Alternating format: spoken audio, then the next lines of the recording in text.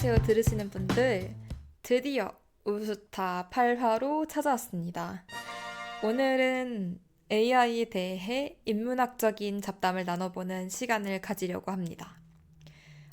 제가 왜 이 회차를 기획했는지부터 말씀을 드리자면요. 어, 다들 아시겠지만 요즘 AI 발전 속도가 정말 어마어마하잖아요. 이것이 저의 직업인 개발자에게는 물론이거니와 사실 우리 모두의 삶을 크게 바꿔놓을 게 분명한데, 근데 막상 이게 도대체 어떤 흐름에서 나온 것인지, 혹은 우리가 이걸 어떻게 받아들여야 되는지라는 질문들에 대해서는 제 안에서 좀 답이 아직 정리가 안 된 것 같다고 느꼈습니다. 그런데 준비가 안 된 채로 이런 변화를 그냥 맞이한다면 흐름에 그냥 휩쓸리지 않을까라는 예감이 들어서, 그리고 이것에 대해서 다른 분들도 많이 공감하실 것 같아서 이런 자리를 마련하게 됐습니다. 그리고 이번 회차는 조금 기존이랑 다르게 준비를 해봤는데요. 그냥 즉석에서 수다를 나누는 게 아니라 각자 미리 책이랑 자료를 찾아서 읽고 그 분야를 정말 깊이 고민하신 전문가들의 의견을 바탕으로 이야기를 나눈다면은 저희한테도 그리고 또 들으시는 분들께도 훨씬 알찬 시간이 될 것 같아서, 그래서 게스트들이 따로 시간을 내서 자료를 읽고 오는 그런 나름 숙제가 있는 회차가 되었습니다. 각자가 읽어온 책을 간단히 소개해드리자면, 저는 유발 하라리의 넥서스, 포이는 데런 아제모글로의 권력과 진보, 이드는 닉 보스트롬의 슈퍼 인텔리전스, 그리고 조이서는 2027 AI 리포트를 읽어왔습니다. 본격적으로 책 이야기를 나누기 전에 돌아가면서 가볍게 자기소개부터 해주시면 좋을 것 같아요. 벌써 세 번째 출연이신 조이선부터 부탁을 드려도 괜찮을까요? 안녕하세요. 유키 백엔드 조이선이라고 하고요. 처음 말한 것처럼 3회차긴 한데, 또 이번에 AI 얘기도 같이 하면 또 좋을 것 같아서, 그래서 이번에 참여하게 됐습니다. 네. 저는 서버 백엔드 6기 이덴이라고 하고요. 저는 처음 참여하는 건데, 맨날 하는 것 보다가 AI 요즘에 또 회사에서도 많이 활용하고 개발하면서 중요한 부분인데, 관련해서 얘기하신다고 해서 처음에 한번 나도 보고 공부해서 대화해보고 지식 좀 공유하고 쌓고 가면은 또 이제 흐름 따라잡는 데 도움이 되지 않을까 해가지고 참여를 했고요. 제가 다루는 거는 저는 슈퍼 인텔리전스라는 책을 닉 보스트롬이 지은 이 책을 좀 다뤄보려고 하고, 말 그대로 그 초지능에 대해서 초지능 시대가 도래했을 때 어떻게 대응해야 되는가, 뭐 초지능이 뭔가, 어떤 문제가 있을까, 이런 것들을 좀 알려주는 책인데 요거를 읽고서 준비해 봤습니다. 예. 네, 저는 김보준이라고 하고요. 저는 독일에서 개발자로 일하고 있고, 저도 AI도 뭐 당연히 많이 쓰고 있고, 그래서 영선님이 처음에 이거 AI에 대해서 얘기해 볼 사람 구한다고 할 때, 저도 평소에 이런 그냥 이런저런 미래에 대한 얘기, 원래 그런 거 하는 것도 좋아하고, 그리고 그걸 넘어서서 그냥 어떻게 살아가야 되는가 이런 거 얘기하는 걸 되게 좋아하는데, 특히 이번에도 인문학적 얘기하신다고 하셔서 얘기해 보면 재밌겠다 싶어서 신청을 하게 됐습니다.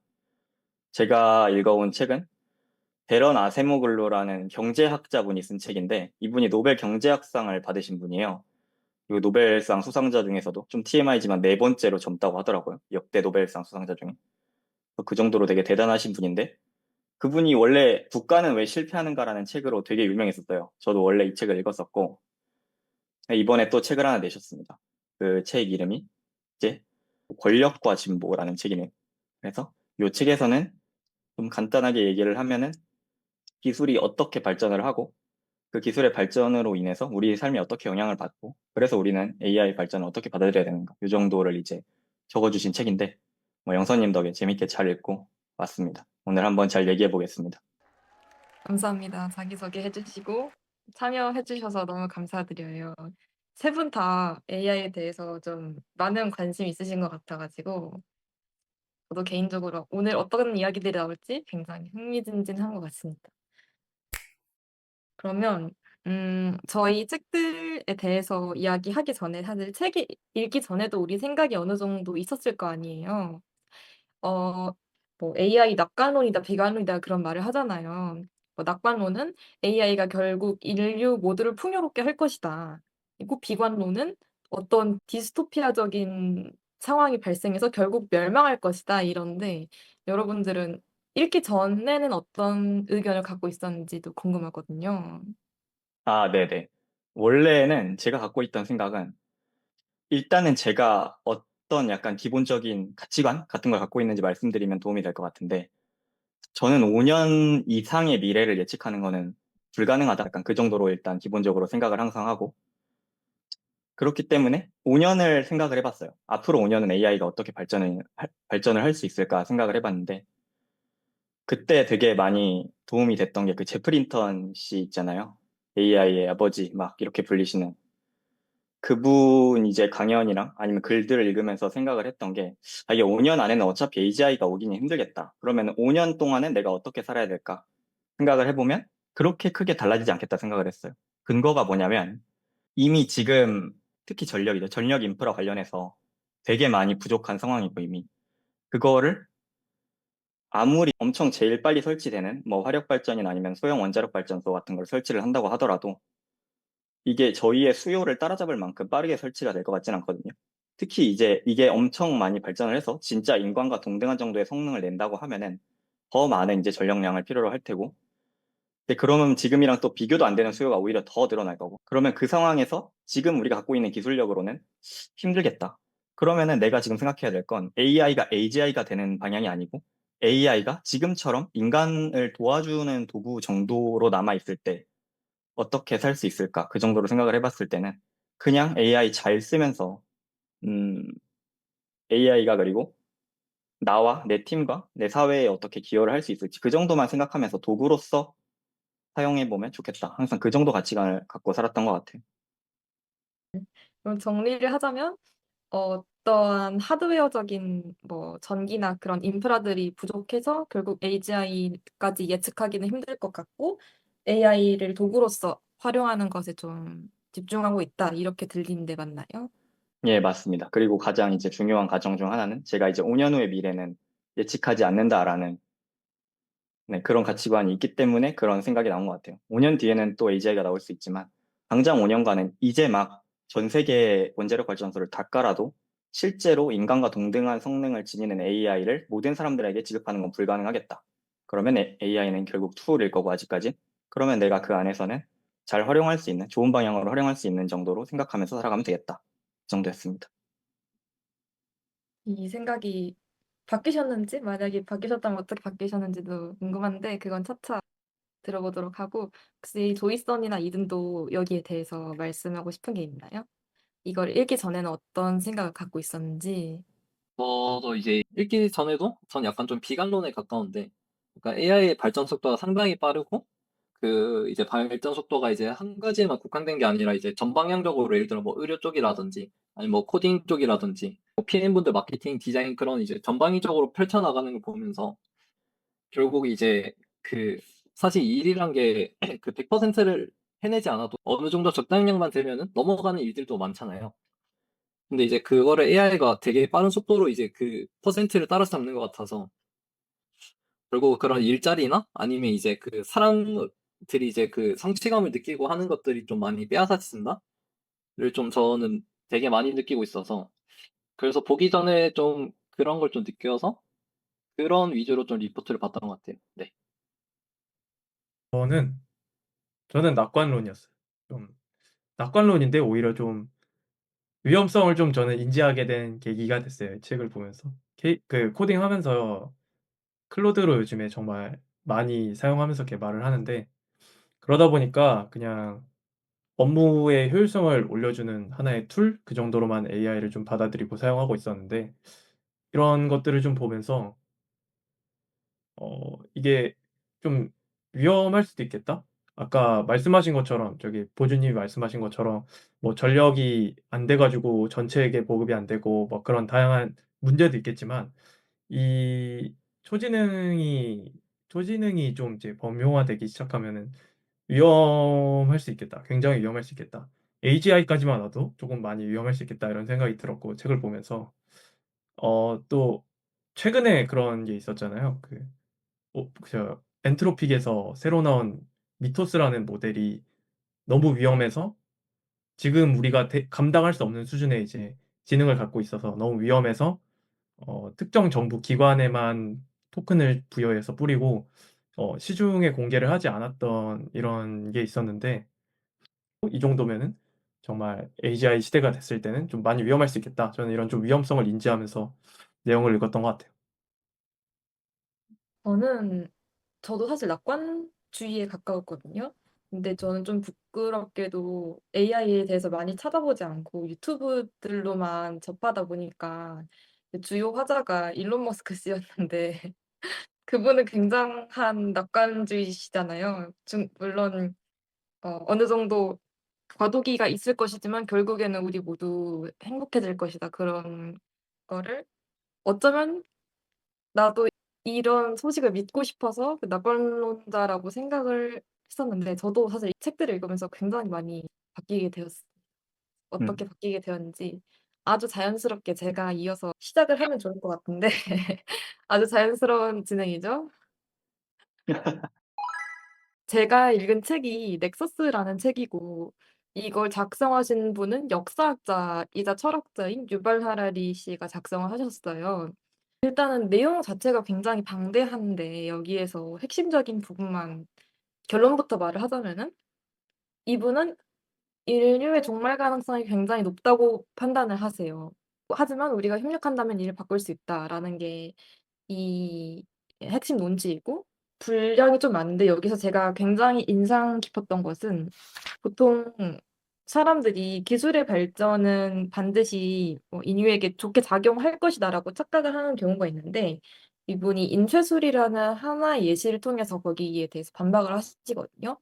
인쇄술이라는 정보기술의 발전이 과학혁명에 기여한 좋은 점도 있지만 마녀 사냥에도 기여를 했다.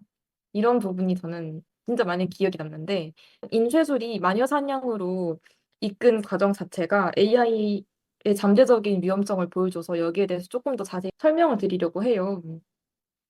이 마녀사냥이라는 게 지금 포이와 제가 독일에 살고 있잖아요. 근데 이것도 독일에서 발생을 한 사건입니다. 그래서 약 300년간 3만 명이 처형이 되었고 이것의 시발점이 된 것은 마녀의 망치라는 책이었는데 이 전까지는 이 작성자가 여기에 대해서 주장을 하더라도 이 교리가 널리 퍼지진 못했어요. 근데 인쇄술이 발전함에 따라서 이게 책의 형태로 발간이 되고 책의 형태로 발간이 되었기 때문에 독일뿐만이 아니라 유럽 전역으로 이런 광기적인 학살이 퍼져나갈 수 있었다라고 말을 하고 여기서 또 인상 깊었던 점은 마녀 사냥이라는 게 정말 상식적이지 않은 행동이잖아요. 그래서 당연히 여기에 대해서 반박을 하시는 성직자분들이 있었대요.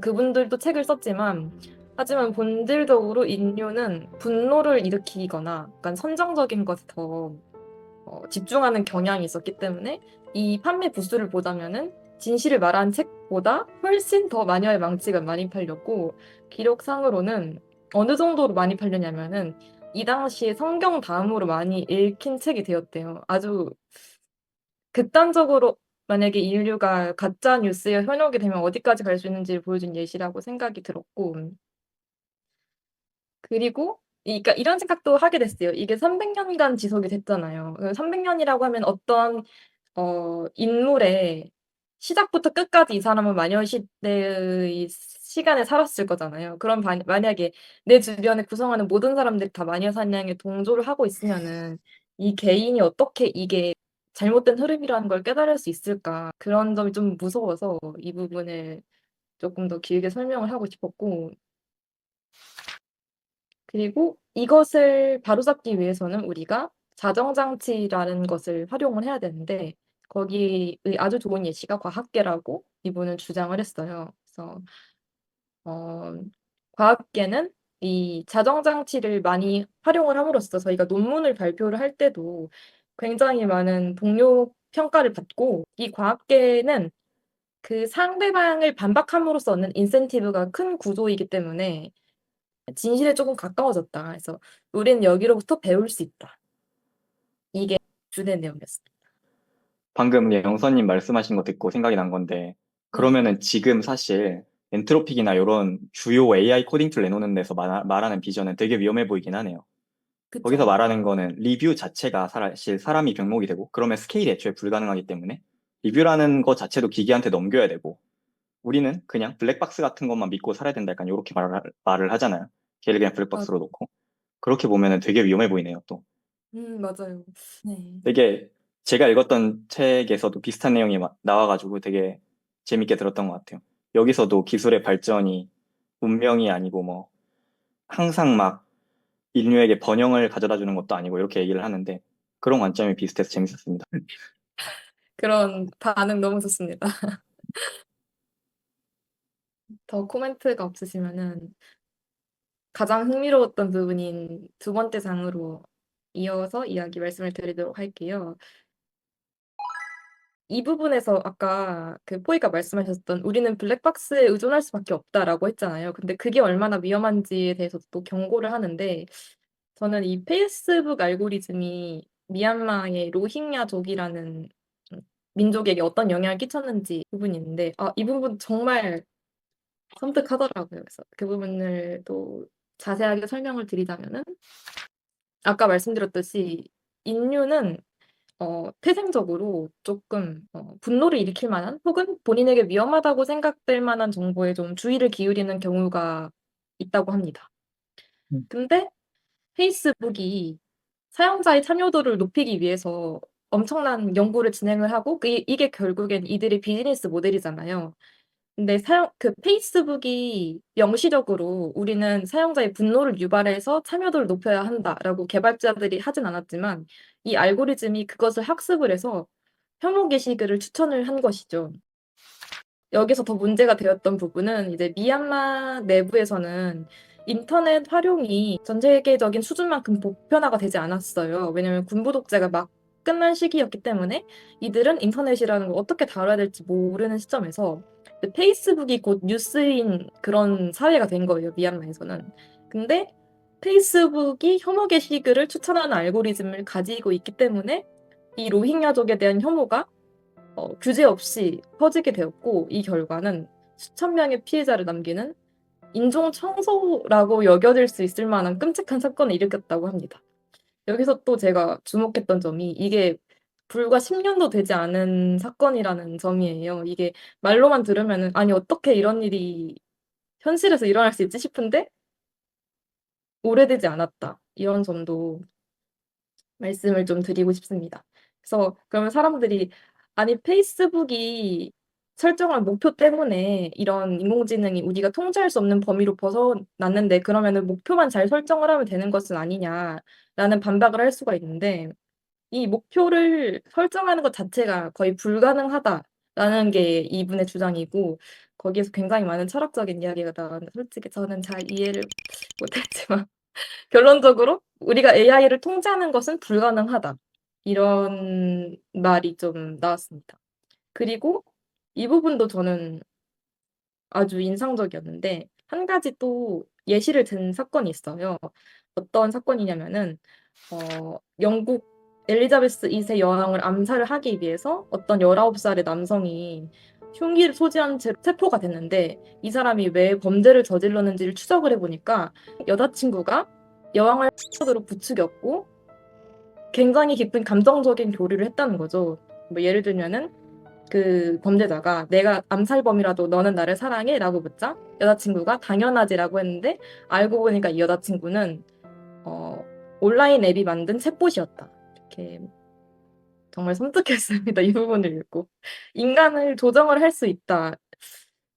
심리적인 것을 교묘하게 이용을 해서 이런 사건이고, 그래서 유발 하라리의 또 다른 주장은, 우리가 디스토피아를 생각을 할 때 보통 매트릭스나 아니면 터미네이터처럼 인류를 말살할 로봇이 전 세계에 퍼질 것이라는 걸 시나리오를 상상하지만, 그거보다 더 현실적인 것은 AI가 인류의 심리를 조종해서 그렇게 만드는 것이 훨씬 편하다. 컴퓨터는 우리를 죽이기 위해서 로봇을 보낼 필요가 없다. 그냥 우리끼리 방아쇠를 당기도록 조종하기만 하면 된다. 이런 점에서 두 가지 특징이 있죠. 첫 번째, 우리는 AI를 통제할 수 없다. 페이스북에서 본 것처럼 어떤 우리가 목표를 설정했다고 하더라도 이거를 이루기 위해서 우리가 예상치 못한 수단을 사용할 수 있다는 거고, 두 번째로 이 AI가 실제로 사람들한테 영향을 줄 수 있다. 이런 점에서 좀 위험성을 아주 잘 설명을 했습니다.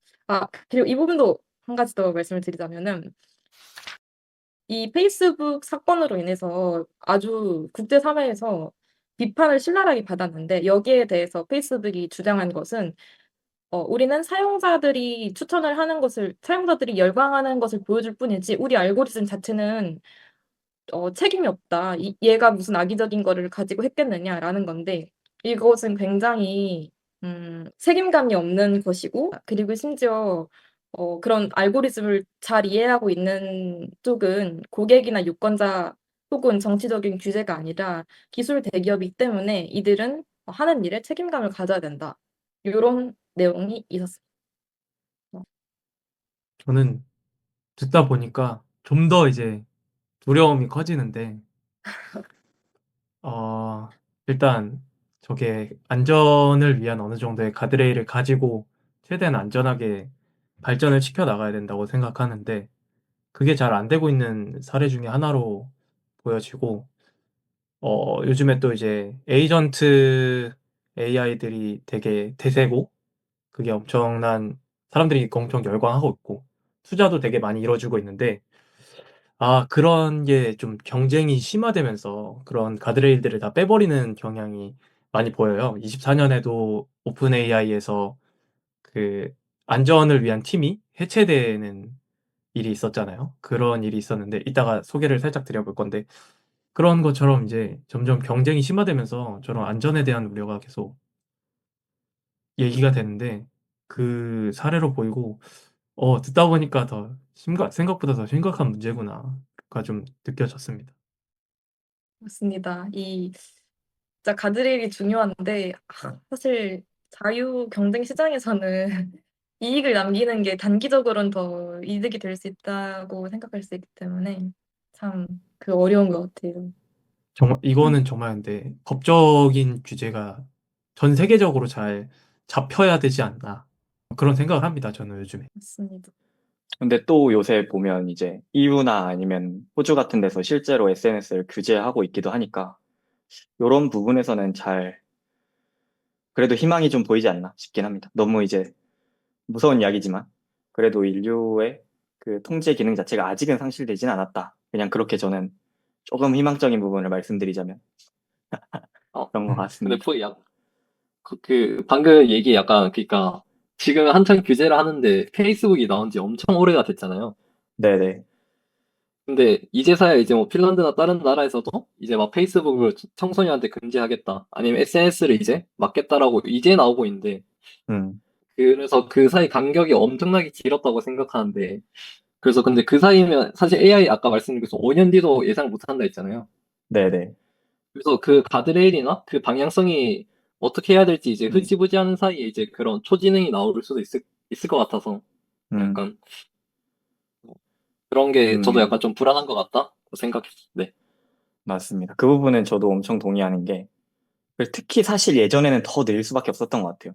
저는 그 부분이 좀 뇌과학의 발전이랑 연관이 돼 있다고 생각을 하는데 SNS가 우리한테 영향을 주는 경로를 사실 뇌가 어떤 호르몬이 작동을 하고 어떤 연결이 어떻게 이루어지고 이런 걸 알아야 그거를 사전에 방지를 할 수 있었을 텐데 페이스북이 나오던 시절에는 저희가 그 부분에 대해서 너무 무지했고 그래서 그 부분에 약간 낙관론적인 관점을 끼얹는다면 AI가 오히려 뇌과학이나 이런 부분에서 특히 발전을 엄청 시켜주고 있기 때문에 조금 더 촘촘한 규제를 우리가 출시 전에 이제 할 수 있는 어떤, 뭐라고 할까요? 스텝?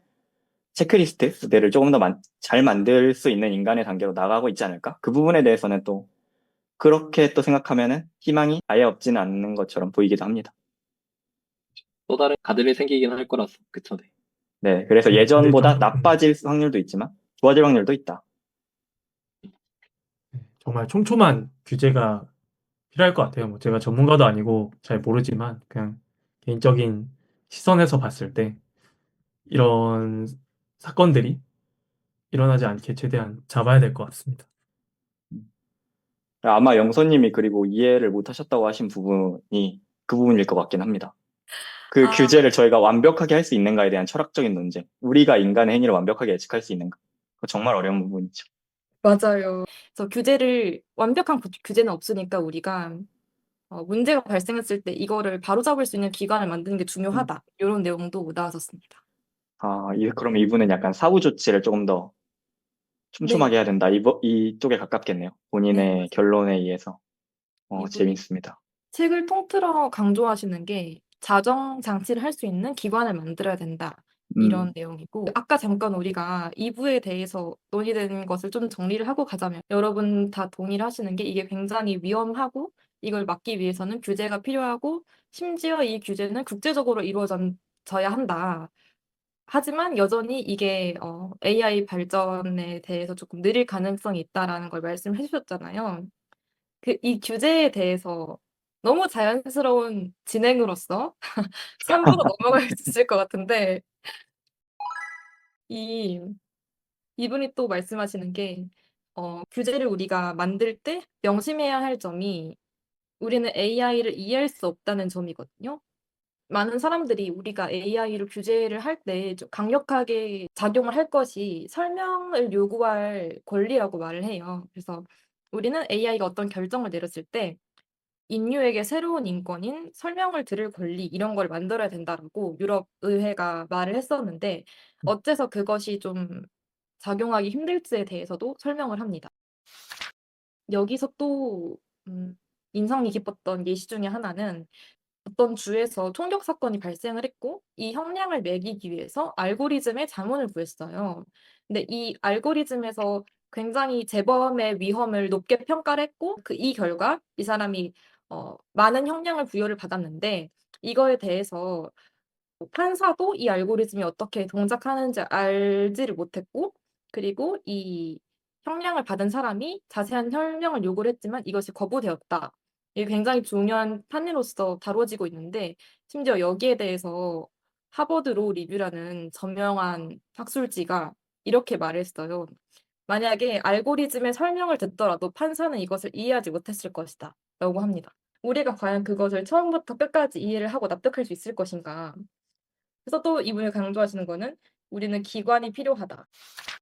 전문가로 구성된 AI 팀이 필요하다. 이런 주장을 했고, 그리고 또 우리가 만약에 세계적으로 논의를 하지 않으면 어떤 사건이 일어날지를 말씀을 하셨는데요. 가장 와닿았던 부분은 요것이었거든요. 여기서 사용하는 예시가 실리콘 장막이라는 건데, 이 비유가 어디서 나왔냐면은, 그 철의 장막이라고, 2차 세계대전 때 그 유럽 기준으로 동쪽과 서쪽이 완전히 나뉘어서 한쪽은 공산주의, 한쪽은 민주주의가 되었는데 이 사람들이 이 장막을 기준으로 왼쪽 사람들과 오른쪽 사람들이 서로를 절대 이해할 수 없다라는 게 철의 장막이거든요. 조금 더 쉽게 설명을 하자면은 남한과 북한이 갈라지고 나서 우리는 과연 북한 사람들을 제대로 이해할 수 있을까? 그러니까 그런 게 철의 장막 개념이라고 생각을 해요. 근데 이것이 다음 세대에서는 실리콘 장막으로 분열이 될 것인데 이거의 기반이 되는 게 지금 중국과 미국이 서로 다른 기술을 발전을 시키고 있다는 거예요. 그래서 우리는 지금 서양권에서 영향을 많이 받은 기술들을 통해서 사용을 하고 있지만 중국은 자국의 인터넷을 서로 다른 프로토콜을 통해서 통제를 하고 그리고 어플 같은 것도 다른 방향의 것들이 나오고 이것이 점차 심화가 되면은 우리가 철의 장막 때 공산주의와 민주주의가 절대 서로를 이해 못했던 것처럼 중국권 소프트웨어를 쓰는 사람들과 그 서구권 소프트웨어를 쓰는 사람들이 서로를 절대 이해하지 못할 것이다. 이 부분이 저는 되게 많이 와닿더라고요. 실제로도 많이 일어나고 있는 거니까. 실제로도 그 중국에서의 디지털 규제와 서구권들 디지털 규제가 굉장히 많이 다르잖아요. 그걸 또 비슷한 인구 비율로 사용을 하고 있으니까 우리가 완전히 나뉘어질 수 있다. 이런 위험이 있었고 결론적으로 이분은 우리는 협력을 할 수 있다. 라고 제시를 하면서 마무리를 하는데 전체적으로 요약을 하자면은 종말의 가능성이 높지만 협력한다면 바꿀 수 있다. 이게 핵심 논지고 우리가 지금 결정 지을 순간에 있다. 경고를 하면서 마무리를 했습니다. 여기까지가 넥서스 내용이었습니다. 저 마지막 부분에서 하나 궁금한 게 네. 이분이 아무래도 정책학자나 이런 게 아니니까 그런 쪽은 없었을 것 같기도 한데 혹시 이분이 어떻게 인류가 협력을 할 수 있을지 제시하기도 하나요? AI에 대해서? 네. 아주 좋은 질문이십니다. 왜냐면 그 부분도 책에서 많이 묘사가 된 부분이거든요. 이 책에서 전하는 핵심 메시지였던 자정장치를 구축하는 장치를 인류 전체의 기관으로서 만들어야 된다. 한번 읽어봐도 되나요? 잠깐. 네네. 저는 이 부분을 보고 오히려 더 협력의 가능성이 낮아진 것 같은데, 사실 그러니까 시간이 지남에 따라 그런 의미가 희색되거나 아니면 이제 협력은 전 깨질 수밖에 없다고 생각을 하거든요. 근데 이게 사실 이제 AI나 초지능에서는 이런 협력이나 아니면 이런 상호관계가 처음에는 이루어졌더라도 그게 무너지면은 바로 이제 인류의 엄청난 위험으로 다가올 것 같은데, 네, 그래서 저는 오히려 이걸 보니까 더 우리는 협력을 할 수 없다라는 생각이 든다고 해야 될까요? 저도 개인적으로 그런 생각이 많이 들었어요. 이걸 읽으니까 멸망하겠구나 약간 이런. 그리고 이분이 드는 예시가 굉장히 일리가 있는 게 이런 예시가 있거든요. 편집증에 시달리는 어떤 독재자가 오류 가능성이 있는 AI에게 핵 공격을 개시할 권한을 포함하여 무한한 공격 권한을 넘겨줄 가능성 충분히 실현 가능하잖아요. 아니면은 뭐 다른 데에는 관심이 없고 자신의 문제에만 집중하는 테러리스트들이 AI를 활용해 전 세계적인 팬데믹을 일으킬 가능성. 이런 식으로 우리가 이거를 막기 위해서 해야 되는 목표는 하나지만 이거를 못할 시나리오가 너무 무궁무진하다는 거죠. 끔찍한데요? 근데 그럼 이번의 결론은 그 인류학적인 관점에서의 그 인류를 신뢰해서 아직까지는 낙관론적이다라고 얘기하는 걸까? 그러니까 예를 들어 AI 기술을 통해서 전체적으로 통제를 하거나 아니면 이제 무언가 억압을 해서 이뤄내는 그런 평화가 아니라 이제 인류를 믿는 평화일까요? 인류를 네. 믿는다기보다 역사의 변화 가능성을 믿기 때문에 배드엔딩도 있고 해피엔딩도 있다에 대해서 열어놓고 우리가 그걸 결정해야 된다. 이 책은 낙관주의도 아니고 비관주의도 아니지만 어떤 경고성에 대한 메시지이고 그리고 이분도 완전 낙관론적인 거를 배제하진 않으시거든요. 근데 이 책에서 말하고자 하는 건 조금 더 경고 위주의 메시지에 가까웠다고 생각을 합니다. 네, 당장에 저희는 지금 일자리에 대한 고민을 하고 있는데 네. 한 발짝 더 나아가면은 이 인류의 존망이 걸린 문제가 돼버리니까 무겁네요, 확실히 주제가. 저는 마지막에 얘기해 주신 거에서 그 생각을 좀 하고 있었어요. 어쨌든 그러면 인류가 자정작용을 할 수 있는 범세계적인 기구를 만들어서 대응해야 된다. 약간 이렇게 들렸는데 네, 맞아요. 유엔의 2차 등장인가? 그런 생각. 결국 저희가 지금 유엔의 결말 알잖아요. 뭐 나토의 결말도 알고. 정해진 파멸을 위해 달려가는 건가? 그 해결책은 참 속 시원하진 않다. 이런 생각이 들었습니다.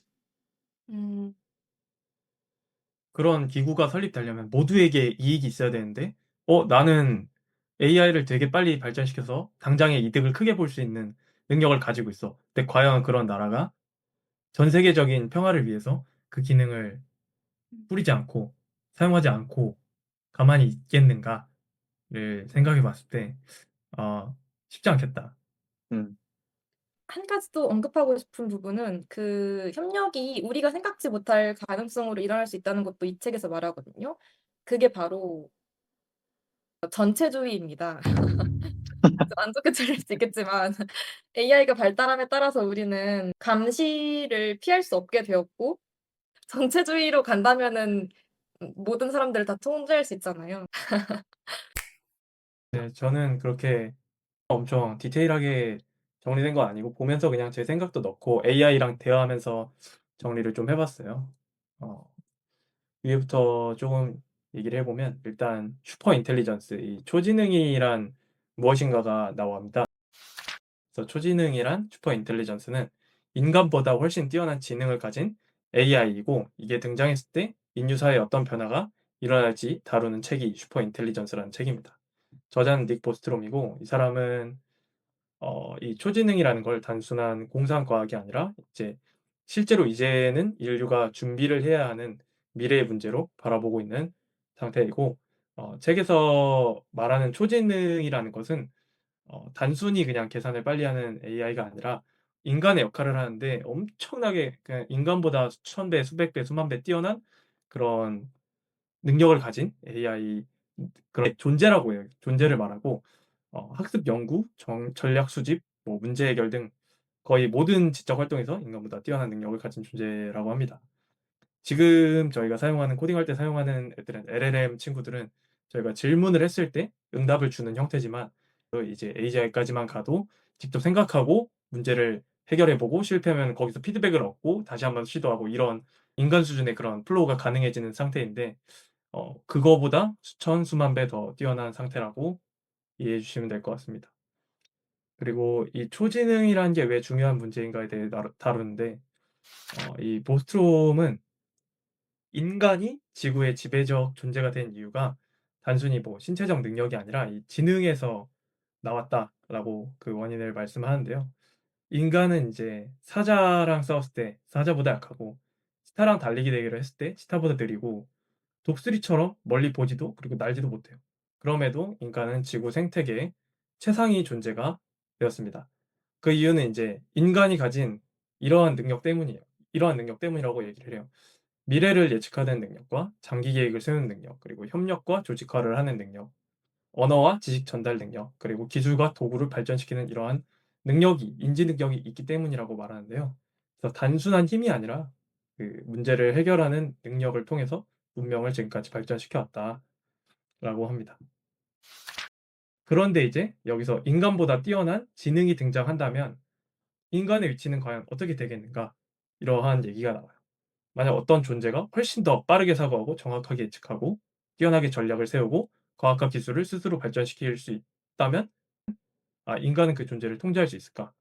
이는 혹시 근데 제가 결국 음. 인간이 승리를 한 게 아까 그 생각하는 힘이었나? 그것 때문에 네. 이제 생태계에서 승리를 했다고 했는데, 사실 네. 이제 그게 AI가 그거를 하기 한다는 거잖아요. 그죠. 그럼 인간은 그런 존재를 어떻게 받아들여야 되는가? 아니면 이제 음. 인류의 가치관은 사라진 것인가? 라는 그런 생각을 요새 하고 있었어 가지고, 이제 음. 뭔가 원래는 사람이 이제 PM이나 약간 그런 역할을 가지거나 이제 그런 이제 인터넷에 있는 그런 거 만드는 것 자체가 이제 생각을 하고 좀 더 나은 이제 방향으로 하기 위해서 한 건데, 이제 그런 거를 AI가 대신해 주니까 이제 요새 약간 철학적이네요. 그러게요. 인간을 인간으로 만들어주는 거를 인공지능이 대신하고 있다면은 인간은 어떻게 정의되어야 하는가? 이런 질문이 맞을까요? 생각합니다. 전 요새 이 생각을 되게 많이 하고 있어서 사실. 와, 그래서 다른 복잡하다. 이거, 사람들의 생각이 좀 궁금했습니다. 네. 그 영수님 뭔가 요새 질문이 약간 네. 그렇게 들리기도 했는데, 그러니까 AI가 일단은 가정이 있으신 것 같아요. AI가 인간이 하는 일을 더 잘할 수 있다는 가정이 있으신 상태에서, 그렇다면 인간은 뭘 해야 하는가, 약간 요걸 질문하신 건가요? 네, 비슷합니다. 음. 저는 거기에 두 가지 생각이 있는데, 한 가지는 뭐냐면 아까 말씀드린 것처럼 일단 AGI 자체가 올까라는 그 질문에 일단 가정을 항상 던지거든요. 근데 거기서는 아까 말씀드렸다시피 안 올 것 같고, 만약에 온다고 하더라도 그러면은 저희가, 그러니까 그 삶의 태도를 만약에 어떻게 가져야 되나, 그게 고민이라면은 그건 되게 명확하다고 생각을 해요. 여기서 두 가지 또 케이스로 나눠서 생각해 볼 수 있는데, AGI가 온 케이스라고 해볼게요. AGI가 진짜 와서 인간보다 모든 일을 다 잘해요. 그러면은 거기는 사실 내가 이 일에서 뭘 할까, 아니면은 어떤 가치를 내가 만들어낼까, 이런 거는 이미 고민할 필요가 없는 상태인 것 같아서 이 부분은 일단 배제를 하고, 만약에 AGI가 오지는 않았다. 그런데 굉장히 훌륭한 툴이고 이것 때문에 사람들이 막 점점 대체가 된다면 나는 어떻게 해야 될까라고 또 생각을 해보면은, 여기서는 또 저는 그 핵심적인 차이점은 그거라고 항상 생각을 하거든요. AGI가 되지 못한 이유는 결국엔 창의성 때문인데, 그래서 일단 그 가정을 깔고 갈게요. AGI가 되지 못한 이유가 인간이 낼 수 있는 어떤 창의성을 흉내내지 못하고, 어떤 목표가 주어졌을 때 그거를 수행하기만 해서 AGI가 되지 못했다. 그렇기 때문에 AI가 엄청 훌륭한 툴인데 아직까지는 사람을 전부 대체할 수 없다라고 했을 때 그러면 결국에는 그 차별성을 가르는 거는 인간의 창의성일 거거든요. 그러면은 창의성을 기르기 위한 쪽으로 계속해서 나를 연마해야 되지 않을까? AGI가 오든 안 오든. AGI가 온 쪽에선 뭘 해도 결국은 소용이 없는 거고, 내 인생에서는. AGI가 안 온 쪽에서를 생각을 해봤을 때는 내 커리어나 뭐 내 경제적 안정, 아니면은 내 사회적 안정, 이런 걸 위해서는 창의성을 기르는 방향으로 해야겠다. 나를 연마해야겠다. 약간 이렇게 생각을 하고 있습니다.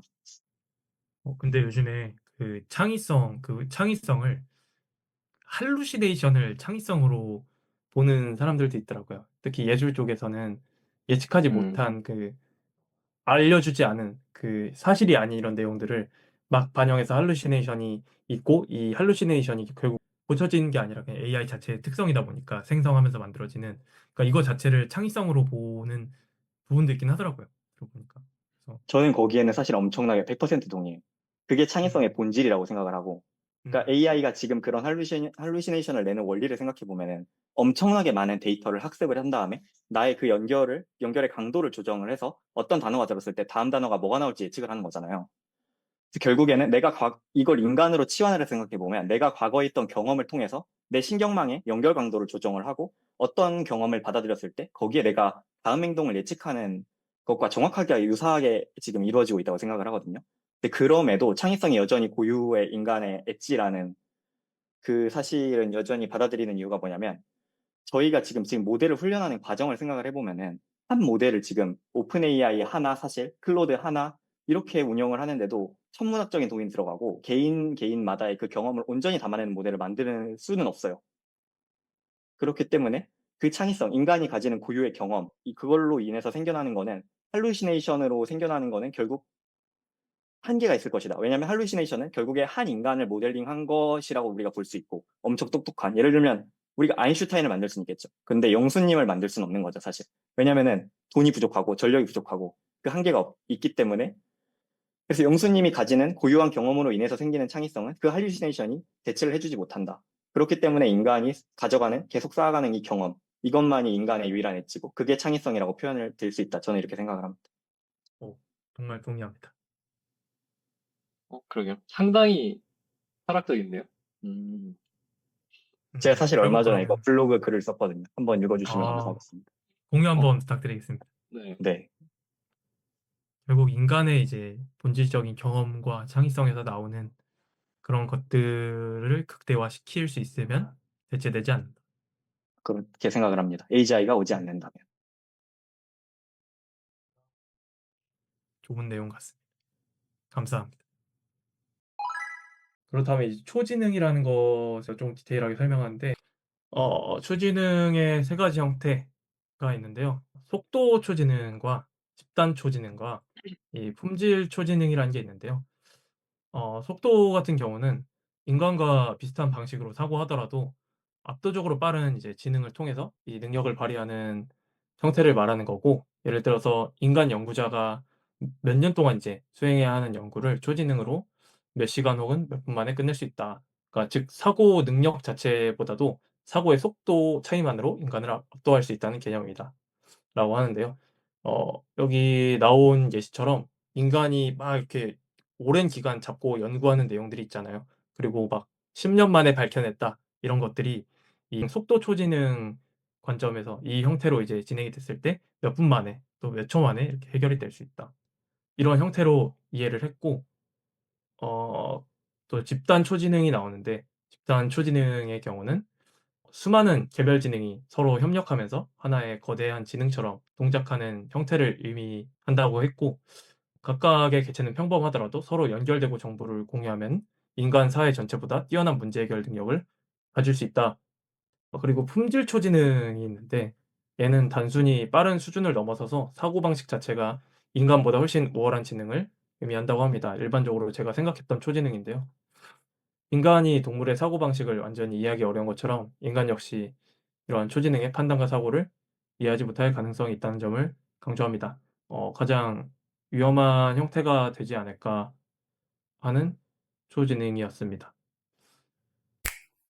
저는 집단 초지능 네. 저거 얘기해 주시는 거 들으면서 이미 속도 초지능, 집단 초지능 이 두 개는 어느 정도 구현이 된 상태인가 생각이 들기도 했던 게 네. 집단 저도 그 초지능을 생각했어요. 얘기를 해보면 저희가 지금 코딩 에이전트 같은 걸 만든다고 하면은 코딩을 하는 애 따로 두고 리뷰하는 애 따로 두고 이러잖아요. 두 개의 에이전트가 사실 상호작용을 해가면서 더 나은 결과물을 만드는데 이게 어떻게 보면은 여기서 말하는 집단 초지능 아닐까.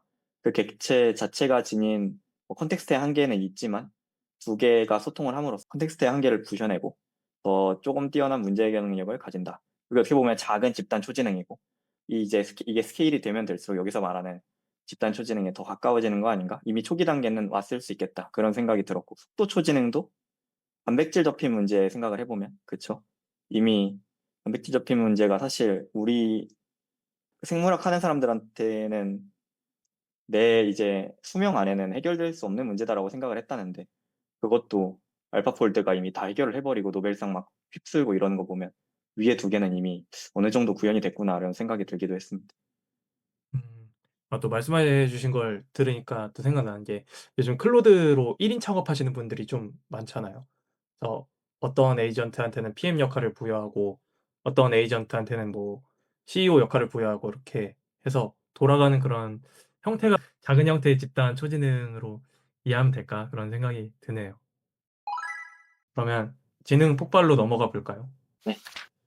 네. 인텔리전스 익스플로전 굉장히 폭력적이죠. 지능 폭발. 이 보스트롬은 지능 폭발의 가능성을 좀 중요하게 다뤄요. 그 인간 수준의 AI가 그 AGI가 만약에 자기 자신을 연구하고 개선할 수 있게 되면 더 뛰어난 AI를 만들 수 있고 그 AI는 이제 다시 자기 자신을 개선하는 과정을 반복할 수 있다고 합니다. 이 과정이 반복되면 기술 발전 속도가 점점 뛰어나지면서 점점 빨라지고 인간이 이제 따라가기 어려운 수준에 도달할 수 있다는 건데요. AI 발전은 점진적으로만 성장을 하는 게 아니라 어느 순간부터 폭발적으로 그 가속화될 가능성이 있다는 게 이 지능 폭발이라는 내용입니다. 실제로 GPT 그 5.4였나요? 그 모델이 그 전 버전의 GPT가 만들었다고 알고 있는데 아직은 사람이 에이전트를 활용해서 그렇게 개발을 했지만 나중에는 그게 직접 자기가 자신을 개선해서 업로드하고 패치하고 이러는 형태가 되면 엄청 빠르게 기술이 발전되지 않을까. 지능 폭발의 과정을 좀 디테일하게 나눠보면 인간 수준의 범용 인공지능이 등장한 뒤부터예요. AGI가 이제 AI 연구 자체를 혼자서 수행하고 피드백하고 개선하고 이런 과정을 반복하면서 자기보다 더 뛰어난 AI 버전을 개발시켜요. 그리고 이 향상된 AI가 또 자기를 개선하고 하면서 계속 버전업이 됩니다. 이게 가속화되면은 결국 언젠가 AGI가 ASI를 만드는 그런 형태가 되지 않을까 싶고 이 AGI 단계가 도래하면은 이 초지능에 대해서 정말 위험성을 전 세계적으로 좀 고려를 해야 되는 상태가 되지 않을까라는 생각이 들었는데 아까 저기 보주님이 말씀해 주신 것처럼 요게 되려면 전력량이 정말 많이 필요할 것 같고 그거를 뒷받침해 주려면 아직은 어려울 것 같다는 얘기를 듣고서 빠른 시일 내로는 어렵겠다. 그치만 언젠가 등장한다면 정말 위협적인 모델이 되겠다라고 생각을 했고 근데 저 이 부분에 하나 질문 드려도 되나요? 네네. 사실 이 책이 아마 시발점인 것 같긴 한데 많은 AI 연구자들이 이 얘기를 하잖아요. 자기 개선이 이제 스스로 이루어지기 시작을 하면 우린 막을 수 없다. 네. 근데 저는 항상 의문이 드는 게 처음에 인간 수준의 범용 인공지능 여기까지는 이해가 돼요. 저희가 네네. 뭐 수학 문제를 엄청나게 빠르게 풀고 물리학 연구를 엄청나게 실험을 막 진행을 하면서 빠르게 하고 뭐 요거는 인간이 하는 능력을 압도적으로 끌어올린다는 개념은 이해가 되는데 근데 거기서 자기가 더 개발을 해서 AI가 결국에 막 개선하는 속도가 점점 가속이 되고 막 끝없이 가속이 될 것이다 이러잖아요. 네네. 저는 그 방향이 너무 궁금했어요, 항상. AI가 대체 개선을 만약에 스스로 시도한다면 대체 무슨 방향으로 개선을 할까? 어, 음. 근데 이것도 약간 그게 있지 않나요? 그 바둑에서 이제 알파고가 나왔잖아요. 근데 그 알파고도 결국은 기존에 있던 바둑 기본을 전체로 학습을 했는데 지금 제가 알기로는 바둑의 판이 완전 달라진 걸로 알거든요. 처음에 시작하는 수부터. 근데 그거 자체가 이제 원래 사람들은 아예 시도도 안 한 방향인데 이제 AI가 시도했는데 처음에는 왜 저런 시도를 하지 했는데 AI한테 다 깨지고 나서 이제 그 방향을 따라가고 있는 걸로 알고 있는데 그래서 그 비슷한 느낌이지 않을까 싶어요. 네. 좋은 예시 같긴 한데, 제가 사실 조금 다르게 네. 질문을 드리고 싶었던 건 뭐냐면은, 바둑 같은 걸 예시를 보면 목표가 명확하잖아요. 바둑을 이긴다. 내가 저 사람보다 집을 더 많이 만든다라는 목표가 있기 때문에, 그걸 향해서 계속해서 학습을 해나갈 수 있는 건데, 뭐, AGI가 이미 인간 수준의 기능을 하는 범용이라는 그 단어가 붙는 순간, 목표 자체가 없어지는 거잖아요. 인간의 목표는 없기 때문에 살아가는데, 이건 뭐, 사람마다 다를 수 있겠지만.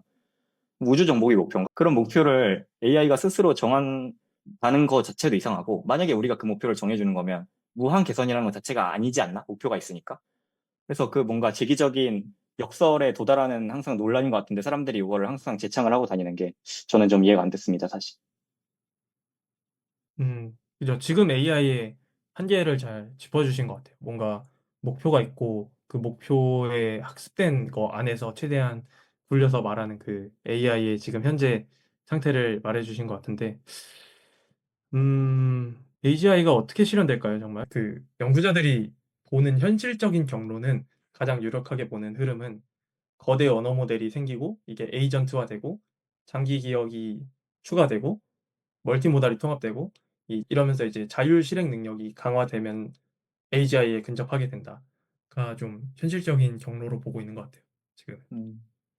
그러면은 결국엔 사실은 인간이 하는 일이 목표겠네요. 끝까지 AI는. 그죠. 지금은 인간들이 하는 일들이 목표가 될 것 같고. 그게 참 재밌는 것 같아요. 인간을 뛰어넘는 뭔가를 만드는데 결국에 목표는 인간의 일을 엄청나게 잘하게 만드는 거라는 게 역설적인 것 같습니다. 인간의 한계에 갇혀서 그 뛰어난 지능을 인간이 푸는 문제에만 사용하고. 이 책에서는 그런 내용이 없나요? 그러니까 결국 초지능에 도달했다는 아니면 초지능이 할 거는 무엇이다라고 약간 그런 내용이 있나요? 음, 제가 읽은 지 2주가 지나서 잠시만요. 잠깐. 어, 아니, 그러니까 저도 질문한 이유가 그거였어요. 그러니까 포이처럼 이제 결국 이 초지능이 도달했는데 하는 일이 인간의 일을 하는 거나 인간을 대체하는 거라면 너무 제 관점에선 볼품 없다고 생각을 하거든요. 그렇죠. 네. 음, 음, 반론을 하나 하자면 사실 그게 인공지능의 본질이 아닌가. 우리 인간은 도구를 활용할 수 있잖아요. 인공지능도 결국에는 우리의 도구인 거죠. 너무 인간 중심적인 사고일 수 있지만 그게 본질이지 않나 생각합니다. 그러면은 결국에는 그 질문 자체가 뭔가 성립이 안 되는 것 같아요. AGI가 낙관일 거냐 비관일 거냐 자체가 그 AI는 툴이다라는 기본적인 가정을 갖고 가면은 약간 질문 자체가 성립이 안 되는 느낌도 있는 것 같아요. 결국에 AI는 인간의 문제를 해결하기 위해서 나온 거고 그것만 할 거다라고 한다면 저희가 걱정할 게 사실 있을까 싶기도 합니다.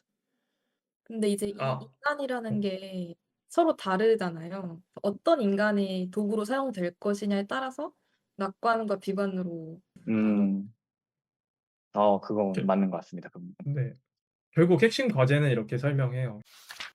행복, 자유, 공정함, 인간의 조음성인데 이거를 달성하기 위해서 이걸 다룰 수 있는 준비가 되어야 한다가 결국 이 책의 좀 핵심인 것 같거든요.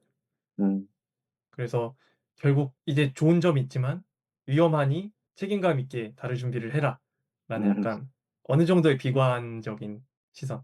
그냥 풀리면 안 된다, 절대로. 음. 위험하다를 충분히 인지시켜주는 그런 내용인 것 같아요. 정말 좋은 네. 책입니다. 네. 약간 그냥 그럼 인사이트 얻기 정말 좋은 내용 같아요. 이 책이 몇 년도에 쓰여진 책인지 혹시 아시나요? 네, 14년 7월 3일에 나온 이야기입니다. 이것도 상당히 발빠르게 예측을 했다고 볼 수 있겠네요. 그쵸. 되게 빠르게 예측을 하신 것 같고, 이 책이 나온 시점에서 지금 12년이 지났고 AI가 엄청 범용화돼 있는 상황에서, 음, 이 문제가 더 심각하게 고려해야 할 사항이 아닌가 싶습니다. 이드는 그러면은 이런 초지능이 그 모두한테 뿌려져야 한다고 생각하나요? 아니면 엄청 엄격하게 통제가 돼야 한다고 생각하나요? 저는 엄격하게 통제되어야 된다고 생각하고, 그 미토스가 이번에 통제되는 거에 대해서 정말 찬성합니다. 세상에 음, 이상한 사람이 살다 보면 정말 많잖아요. 지구상엔 더 많을 거고. 그러니까 그쵸. 인간을 못 믿겠습니다. 음, 그래서 통제할 수 있는 범위 내에서 사용하는 게 특히 이런 위험한 것들은 그게 맞지 않나 싶습니다. 음, 저도 그렇게 생각합니다. 저도 동의합니다. 네, 인간에게 주어지기엔 너무 큰 힘이 아닐까. 아, 맞습니다. 산초가 처음에 리뷰해준 책에서는 이제 협력을 얘기하는데 애초에 여 주어지면 안 되는 거 아닐까. 맞습니다. 그래도 여기랑 지금이랑 2014년에 이 책을 썼다는 걸 가정을 했을 때 그게 바뀌지 않은 것도 참 재밌는 것 같아요. 여전히 인간을 뛰어넘는 인간이라는 명확한 기준이 있다는 게. 아무래도 이제 이걸 만든 이유가 AI라는 게 만들어진 이유가 인간의 업무를 음, 대신하고 인간을 편리하게 만들기 위해서니까 저게 목표가 되는 거 어찌 보면 당연하다. 음. 그런 생각도 드는 것 같아요. 최근에 사실 그런 담론도 나오잖아요. AI가, 그러니까 이게 약간 진화의 일종이고, AI가 결국에는 그 인간이라는 걸 그냥 멸종시키고 AI로서 살아갈 것이다. 그럼 그건 약간 어불성설이라고 보시나요? 그 아이로봇 그건가요? 예, 약간 그런 느낌이죠. 그러니까 진화의 일종이고 그냥 우리가 뭐 다른 종을 멸종시켰듯이 우리가 살아가면서 그 녀석이 우리에게 필요가 없으면 그런 것처럼 AI가 이렇게 살아가다가 그냥 이제 초지능을 갖고 살아가다가 아 인간이 자꾸 걸림돌이 되네. 자꾸 분쟁만 일으키고 이 녀석이 내 거 전력을 통제하려 들고 자꾸 이산화탄소 발생시키고 그러면은 여기서 말하는 거랑은 좀 다른 느낌이긴 하겠네. 근데 그런 느낌의 문제가 여기 나와요. 그 음, 위험성을 소개하면서 종입 클립 문제라는 걸 소개를 해요. 자연스럽게 네. 이어가자면. 이게 뭐냐면 인간의 명령을 맹목적으로 수행하는 AI가 이제 윤리나 통제 없이 목표만 극대화됐을 때 인류 실존에 치명적인 위협이 될 수 있다고 보여주는 음, 건데, 음, 예를 들어서 AI한테 종이 클립을 최대한 많이 만들어라 라는 목표가 주어지면은 이걸 달성하기 위해서 모든 자원을 이제 종이 클립 생산에 사용하려고 할 거예요. 이때 이제 종이다 보니까 인간이 나무를 베고 불을 지르고 이런 문제를 보고 인간을 이제 제거해야 할 대상으로 인지하고 인간에게 위협적인 행동을 하거나 그런 문제가 되지 않을까라는 음. 아, 네, 시나리오가 이 종이 클립 문제예요. 이런 내용도 있습니다. 음, 네, 정말 저희가 프롬프트 입력할 때 AI 에이전트 사용하면서 신중하게 입력하지 않으면 이상한 결과를 내뱉는 때가 많잖아요. 그러니까 결국 얘도 같은 문제가 되지 않을까. 음. 그런 면에서 더더욱 아까 산초가 말해준 면이 위험해 보이네요. 목표 없이 AI가 스스로 문제를 해결하게 한다는 게. 네, 맞는 것 같습니다. 음, 이, 이거를 위해서 이제 또 다음으로 설명한 게 안전성과 가치 정렬이라는 말이 나와요. 그래서 가치 정렬은 AI랑 이제 인간의 가치를 이제 목표를 올바르게 하고 얼라인하는 그런 걸 말하는데, 음, 인간의 가치가 이제 매우 복잡하기 때문에 이걸 이제 기술적으로 구현하는 거는 매우 어려운 문제라고 설명을 해요. 그래서 이거를 어떻게 AGI가 생겨났을 때 AI한테 인식시키게 이해하게 만드는 게 어떻게 하면 가능할지를 좀 고민하는 게 AI 시대에서 인류가 고민해야 할 핵심 과제라고 본다고 합니다.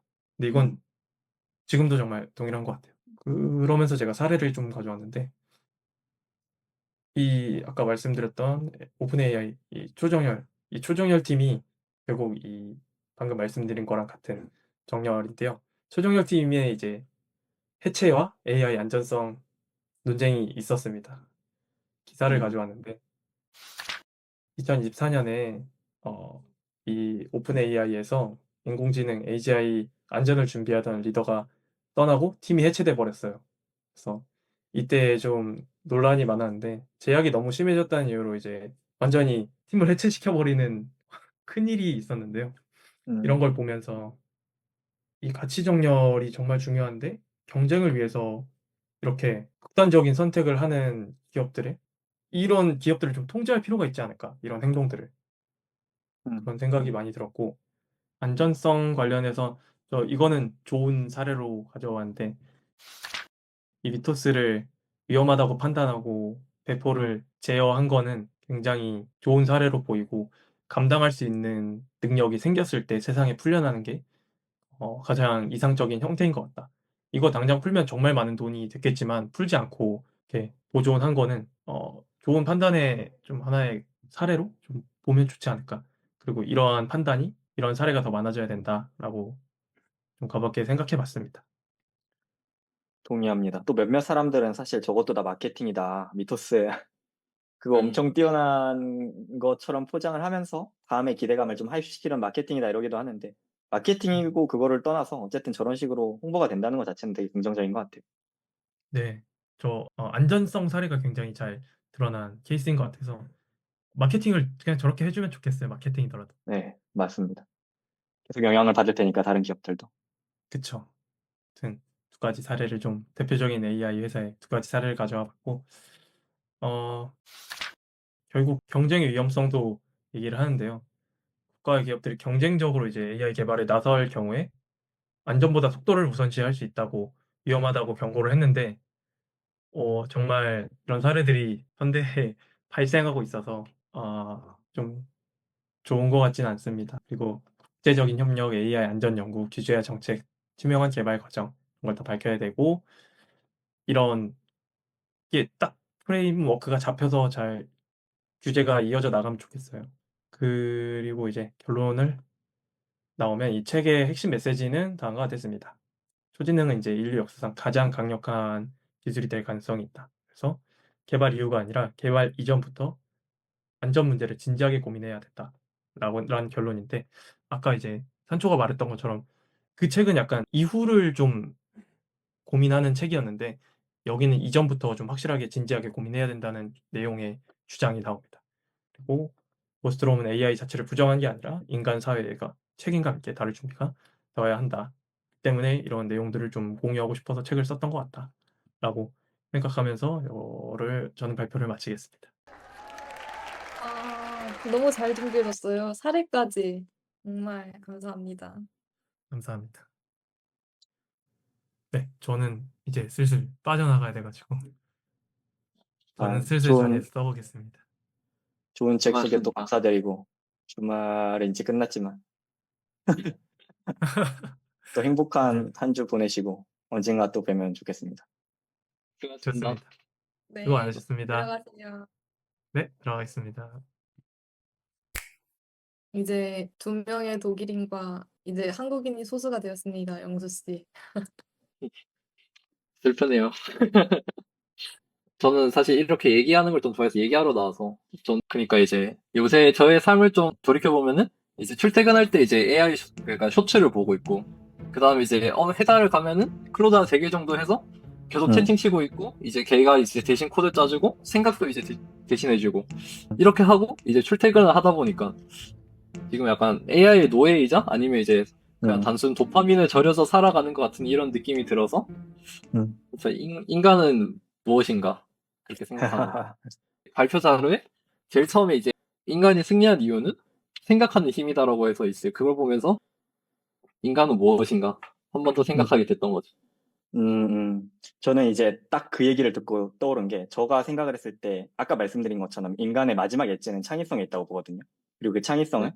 그 사람이 고유하게 쌓아온 경험이랑 신경망도 조절해서 나오고. 근데 그래서 더더욱 그게 더 양분화가 될 것 같아요. 이거를 생각을 안 해보면은 그냥 모든 일을 AI가 할 텐데 내가 뭘 왜 노력해야 돼? 라고 생각하고 사는 사람이랑 그렇지 않은 사람이랑 점점 더 격차가 벌어질 거거든요. 그래서 저는 더더욱 그 고유한 경험을 쌓는 일, 그리고 내가 내 신경강도를 재정렬하는 일, 예를 들면 글쓰기나 말하기, 이런 걸 연습하는 게 인간의 마지막에 지지 않을까 싶긴 합니다.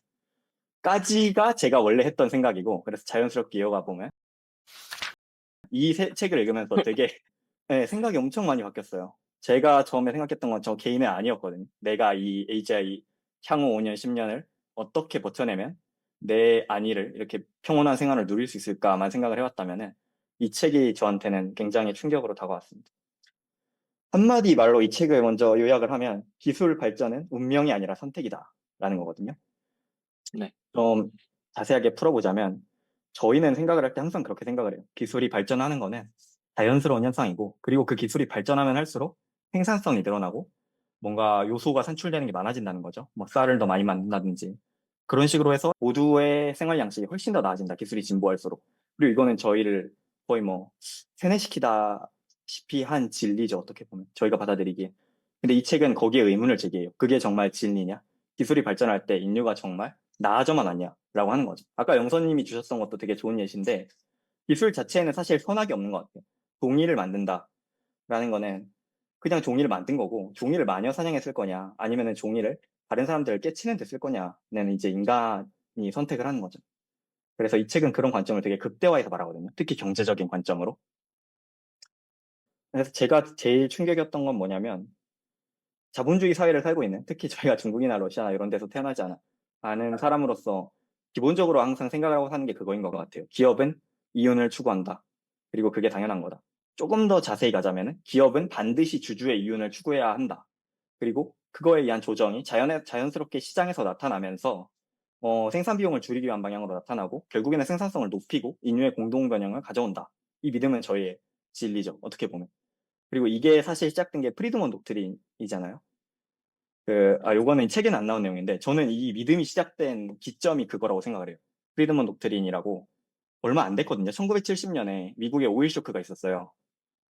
그런데 이제 정치적인 무언가 그때 당시에 지금의 연준이라고 해서 세계은행이 있잖아요. 세계은행의 금리를 조절하고 그 당시에는 되게 여러 가지 자본 지출을 정책적으로 결정을 했어요.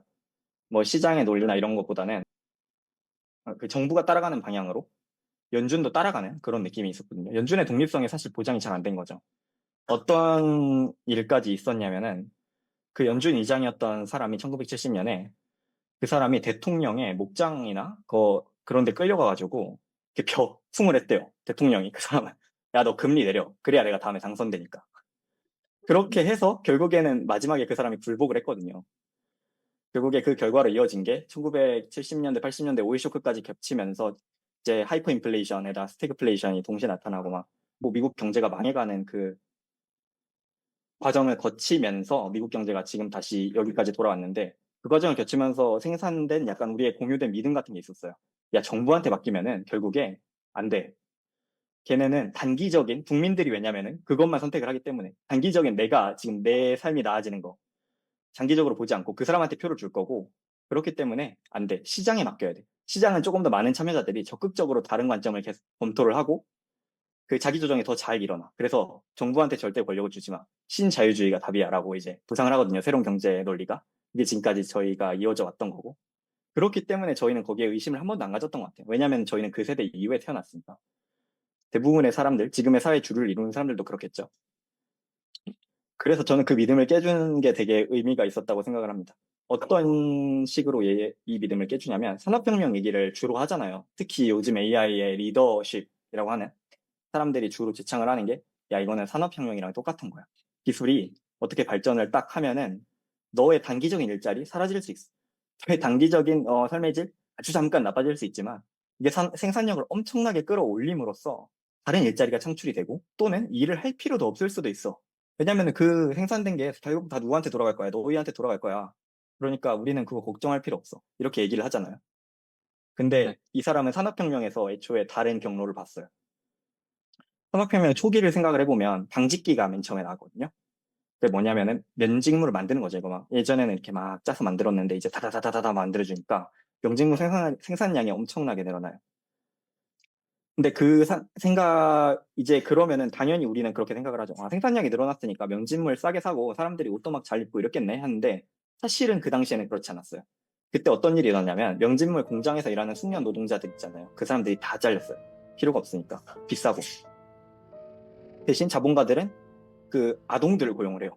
아동을 고용을 해가지고. 왜냐면은 그 당시에 할 게 뭐냐면은 면직물이 나머지를 다 해주고 사람이 해야 되는 거는 그 면직물 기계에 뭐 끼거나 아니면 멈췄을 때 기계 몇 대 때리고 이거 빼주고 엄청 저숙련 노동 있잖아요.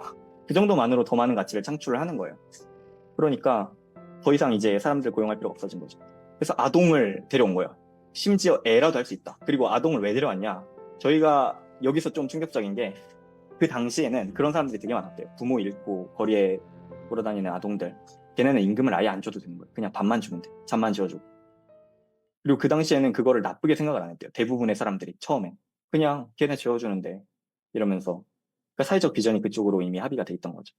그러니까 그런 식으로 저희가 지금 생각해보면 명확하게 아니잖아요. 이게 인간의 공동 번영을 가져왔나? 그냥 자본가만 나아지고 숙련 노동자 잘렸지, 아동도 잘렸지, 그리고 막 이런 거 인해서 나오는 폐수 있잖아요. 증기기관 돌리면서 나오는 그런 것들은 대체로 못 사는 동네에 버려지고 그 사람들 삶의 질도 안 좋아지고 질병 유병률도 엄청 높아졌대요. 그렇게 생각을 해보면 그냥 기술의 발전을 했는데 결국에 좋아진 건 아무것도 없는 거예요. 그 당시에는. 그래서 그 믿음 자체가 잘못됐다는 거 먼저 예시를 들고, 그러면 산업혁명은 왜 우리한테는 그런 좋은 기억으로 남아있냐라고 했을 때 궁극적으로는 사실 공동의 번영을 가져왔어요. 그런데 그게 왜 왔냐? 우리가 선택을 했기 때문이에요. 전국 무슨 연합이라는 이름이 정확히 기억이 안 나는데 그 사람들이 차터 인민헌장이라는 거에 영향을 받았어요. 차터 인민헌장이 뭐냐면은 그 당시에는 한 성인 남성의 10%? 그 당시엔 참정권이 모든 남성에게도 있지 않았어요. 그 산업혁명 시기에조차. 놀랍죠? 저희가 그만큼 잘 이해를 못하고 있다는 거죠. 산업혁명. 저도 그랬고. 그 당시에 참정권이 너무 조금 있으니까 차티스트들이, 그 차터 인민헌장에 영향을 받는 사람들 차티스트라 그래요. 그 사람들이 야 이거 말도 안 된다. 그 당시에 이제 슬슬 떠오르기 시작한 거죠. 신이라는 게 사실 의미가 없고, 과학기술의 발전으로 인해서 우리는 인간은 스스로 운명을 개척을 해야 되고, 그렇다면 신이 없으면 그 계급이라는 게 정당화가 안 되는 거예요. 더 이상 누구만 투표를 하고 이런 것도 정당화가 안 되고. 그렇기 때문에 그 이민헌장이 그런 내용이 담겨 있어요. 어, 모든 남성은 참정권을 가져야 된다. 그것도 웃기긴 하죠, 지금 보면. 어쨌든 그 정도로까지 갑자기 발전을 하게 된 거예요. 사람들의 사회적 역량이. 그래서 그러면 이제 우리가 생각하는 다음 경우는 이거죠. 그러면은 참정권을 가지고 그 사람들이 이제 영향을 하니까 자본가들이 눈치를 보면서 그 번영이 이제 분배가 됐겠구나 생각을 하는데, 그것조차도 아니었어요. 사실은 처음에 그 운동이 떠올랐을 때 자본가들이 강력하게 반대를 했어요. 당시에는 300만 명 이상, 그러니까 영국 인구 그 당시에 대부분을 차지하는 거였거든요. 런던 인구에. 300만 명 이상이 지지를 했음에도 불구하고 그 당시에 자본가들이 반대를 해서 그 초기 혁명은 그냥 무너졌어요.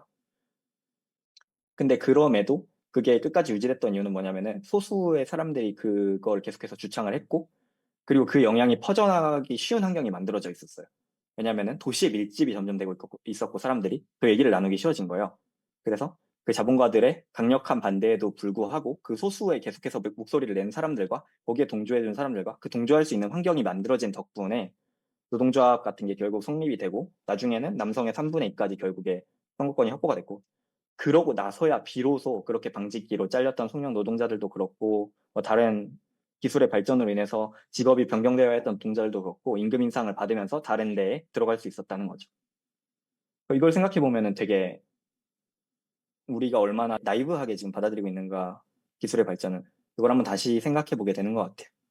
이게 단순히 진짜 AI가 엄청나게 빨리 발전을 하면은 그게 과연 우리에게 돌아올까? 우리가 아무런 저항도 하지 않고 자본가들이 그 아무런 저항도 맞닥뜨리지 않는다면은 우리에게 그 생산물을 공유해줄 인센티브는 대체 뭐지?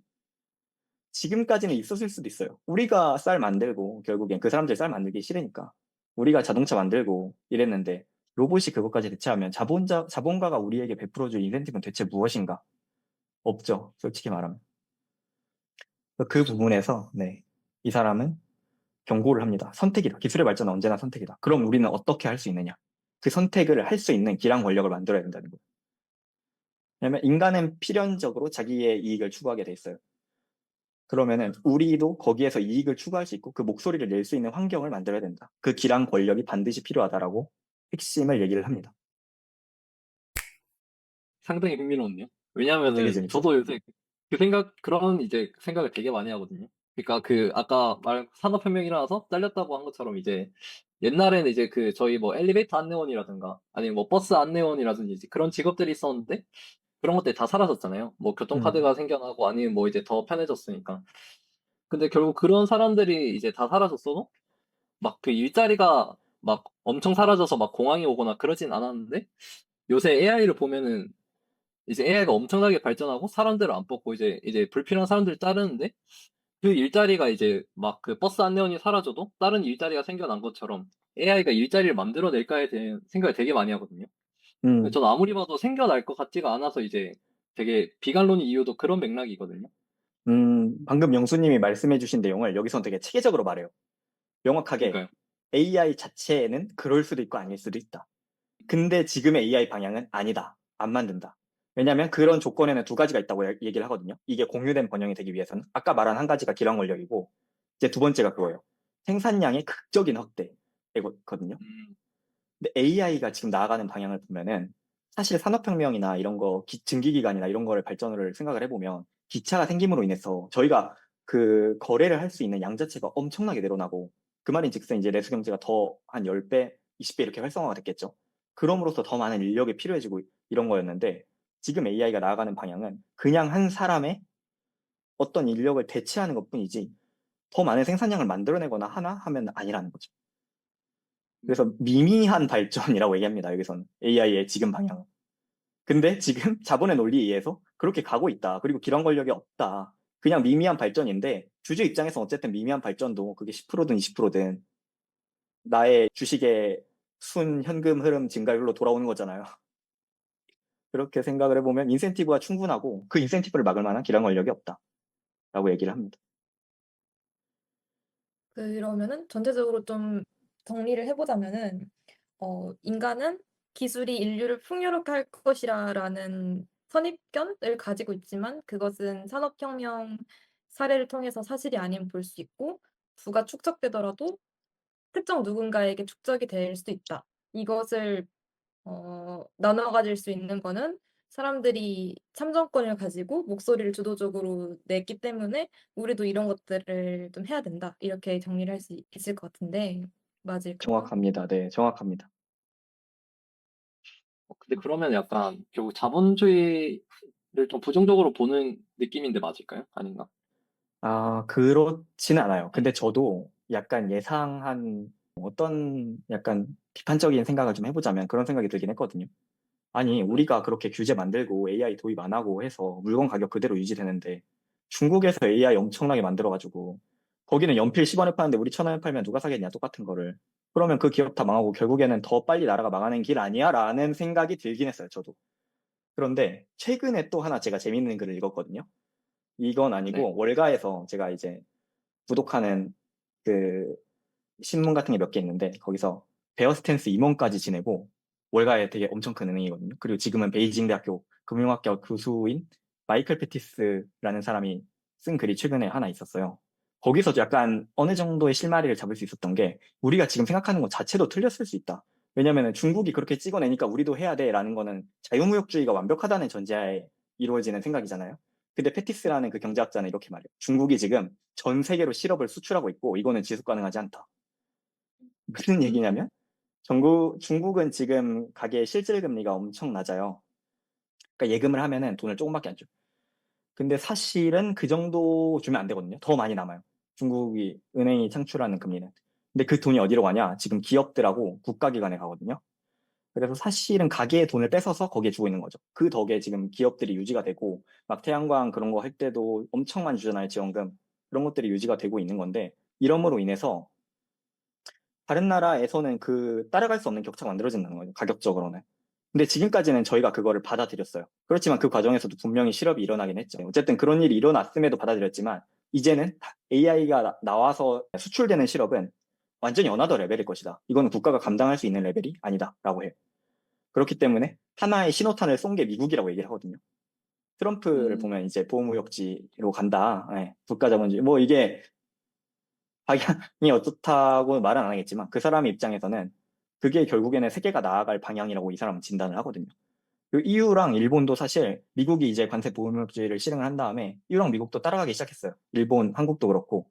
뭐 있냐면 EU는 CBAM, CBAM 욕은 아니고 그 국가 탄소 어쩌고 뭐 해가지고 탄소를 이제 수입할 때 중국에서 들어오는 거는 철강 관세를 엄청 매기겠다 이러고 있고 이제 일본도 반도체 공장은 이제 반도체 관련한 거는 다 국내에서만 하겠다 이런 거 실행하고 우리나라도 그러고 있죠 사실 반도체 특별법이나 이런 거 통해서 이것저것 하고 있는 것처럼 결국에는 그러면 아까 조이선이 해준 말씀 있잖아요. 그 자유경제 안에서는 그 경제를 해치는 일이 아닌가라고 했을 때 자유무역주의 자체가 온전하지 않은 제도일 수 있고 그렇기 때문에 그 질문 자체가 타당하지 않을 수 있다라는 답을 내놓을 수 있을 것 같아요. 그 글을 읽고 그런 생각이 들었습니다. 근데 그게 상당히 좀 어려운 것 같아요. 그러니까 요새 사실 정세가 엄청 불안정하잖아요. 모두가 최선이라고 생각했던 이제 그 자유무역 자체가 이제 무너져가고 있는 시기에 그런 AI까지 이제 같이 뭔가 어우러지니까 사이클이 상당히 이제 어지럽다고 해야 될까요? 근데 그럼으로써 명확해지는 것도 있는 것 같아요. 국가가 국민을 보호하는 제도가 필요하다라는 거. 그러니까 자유무역주의 하에서 지금 우리가 용인돼 왔던 것들, 국민들이 피해를 봤음에도 용인돼 왔던 것들이 더 이상 용인되지 못한다면은 명확하게 국민들을 보호해야 되지 않겠는가, 이제는 국가가. 지금까지 제가 정리를 하는 게 역할이라고 생각했으나 아까의 대화는 제가 정리를 하기 어려울 것 같은데 혹시 좀 짧게 정리해 주신다면 어떻게 이해할 수 있을까요? 이제 그러니까 그 영수님의 질문은 그거였죠. 이제 자본주의 하에서는 싼 가격에 내가 물건을 구입하는 게 당연하고 결국 그렇게 된다면은 중국에서 AI 효율을 엄청나게 해서 만들어 온 그 싼 가격의 제품을 국민들이 살 수밖에 없고 그러면 기업이 다 무너지는 거 아닌가? 그러면은 그 우리가 이제 이 책에서 나온 것처럼 규제를 설정하고 하더라도 그게 지속 가능하지 않은 거 아닌가라는 영수님이 질문해 주셨던 것 같고 저의 대답은 최근에 패티스 리포트에서도 볼 수 있듯이 그거는 이미 자유무역주의 자체가 지속 가능한 게 아니기 때문에 걱정할 필요는 오히려 없는 것이다. 왜냐하면 자유무역주의가 계속해서 유지가 된다면 기업이 그렇게 무너질 수 있겠지만 이미 국가들은 그게 지속 가능하지 않다는 거를 레짐으로 설정을 했고 그게 사실인지 아닌지 모르겠어요. 그리고 이미 국가를 보호하는 체제로 나아가고 있다. 그 국가 안의 국민들을. 그렇기 때문에 AI의 목표를 설정해서 규제를 하고 이런 것들이 그런 우려를 낳을 수는 있지만 그 영향은 미미할 것이다. 앞으로는. 그렇게 생각을 합니다. 시장 경제에 미치는 영향. 근데 사실 AI는 그러니까 AI도 결국은 이제 새로운 산출물인데 이게 국가 단위로 막을 수가 있을까라는 생각도 하긴 하거든요. 예를 들어 중국이 계속해서 어마어마하게 중국 AI도 발전을 하고 있긴 하니까. 그리고 이제 중국 AI는 사실 1차적인 궁극적인 목표가 국가를 위해서잖아요. 음, 그래서 그런 걸 생각하면서 자유무역주의까지는 어떻게든 막아낸 것 같은데 그게 AI에서도 그게 과연 그런 간세 같은 느낌으로 막을 수가 있을까 생각을 하게 되는 것 같아요, 좀. 네. 저는 거기서는 또 이 책에 힌트가 하나 있는데 되게 좋은 질문이신 것 같아요. 그래서 이 네네. 책에 주는 힌트가 되게 유의미하다고 생각을 합니다. 이 책에서는 어떤 국민들이 뭔가를 받아들일 때 제일 중요한 거는 비전 설정이라고 하거든요. 그래서 네. 국민들이 어떤 비전을 갖고 있으면 거기에 동의를 한다는 거예요. 예를 들면은 지금 중국 가게가 사실 살기 어려운데 계속해서 이 국가의 정책을 지지하고 걔네를 밀어주는 이유도 그 레짐이 명확하게 설정이 돼 있어서 그렇거든요. 우리가 전 세계적으로 지금 압박을 받고 있고 그렇기 때문에 우리는 지금 너네 지금 약간의 손실을 감수하더라도 국가에 계속 자본을 투입을 할 수밖에 없어라는 믿음을 갖고 있기 때문에 그게 유지가 되잖아요. 그런 식으로 만약에 서방 국가에서도 야 우리 AI 중국 거 절대 쓰면 안 돼. 그러면은 우리나라가 완전 망할 수도 있어라는 레짐을 계속해서 내세우다 보면은 사람들도 계속해서 설득이 될 것이고 그건 가능하지 않을까라고 생각을 합니다.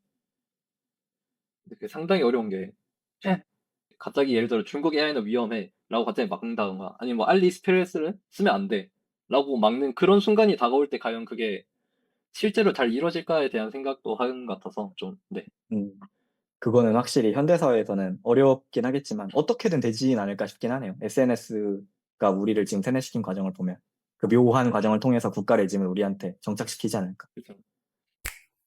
네, 그러면 이번 회차는 여기서 마무리를 하도록 하고 그래도 우스타 하면서 이 정도까지 생산적으로 대화를 해본 적이 있나 싶을 정도로 오늘 이 2시간 동안 정말 머리 아팠지만 그래도 준비하는 것만으로도 많이 배우고 생각도 달라지고 저희도 시간 될 때 나머지 회차 하면 좋을 것 같습니다.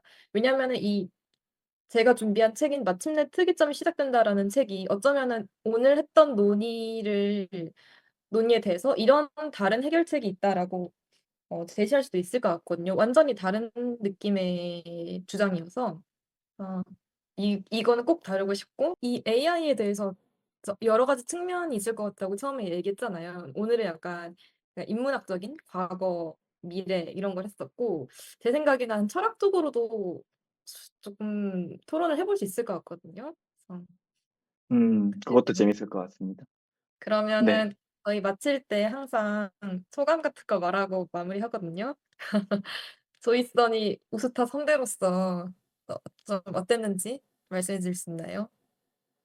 사실 옛날 우스타 했던 거 기억도 안 나고요. 좀 네.